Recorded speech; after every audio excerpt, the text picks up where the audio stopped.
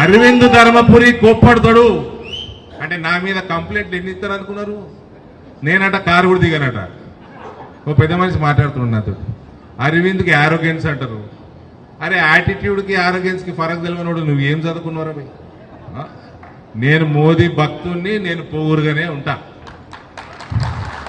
నేను నా 7 నియోజకవర్గాలల్లో 450% దాటించిన ఓటు నేను పొగురుతోటే ఉంటా. నేను కాషాయం పూసుకొని తిరుగుతున్నా కాబట్టి పొగురుతోటే ఉంటా.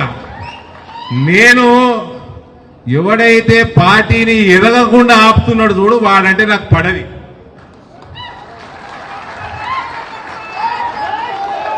వాడంటే పడది కసుంటోళ్ళు తప్ప ఎవ్వరికి కూడా.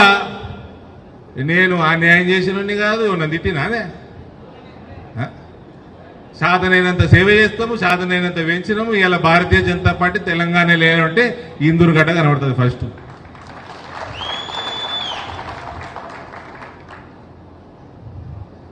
కొత్తోళ్ళని రానియడం కంప్లైంట్. నేను ఒకరోజు లిస్టు తీసిన.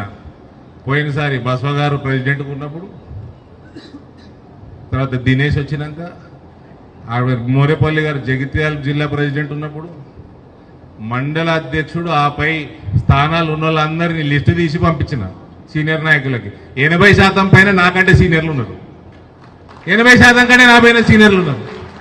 బస్ అరవింద్కి ఏమున్నది? కులం ఉన్నది, ధనం ఉన్నది, చదువు ఉన్నది, సంస్కారం ఉన్నది, రాజకీయం ఉన్నది, అన్నిటి తగ్గట్టు పర్సనాలిటీ ఉన్నది. ఏం చేయాలి? అబద్ధాలు చెప్పాలి. అరవింద్ కారు దిగాడు. పాతోళ్ళు 80%. ఇప్పుడు వేసిన కమిటీలో కూడా ఇంకా పార్టీ 60% కొత్తోళ్ళు, 40% పాతోళ్ళు అన్నారు. నా దగ్గర 60% పాతోళ్ళు ఉంటారు ఇప్పుడు కూడా లెక్కలేసుకోరు.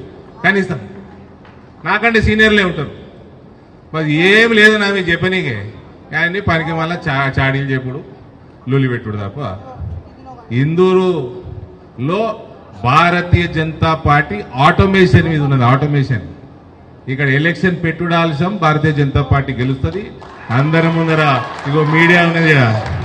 మీడియా ముందర చెప్తా ఉన్నా, రామచంద్రరావు గారికి మొట్టమొదటి జిల్లా పరిషత్ చైర్మన్ అనౌన్స్మెంట్ ఇడికెళ్ళి వస్తుంది బీజేపీ.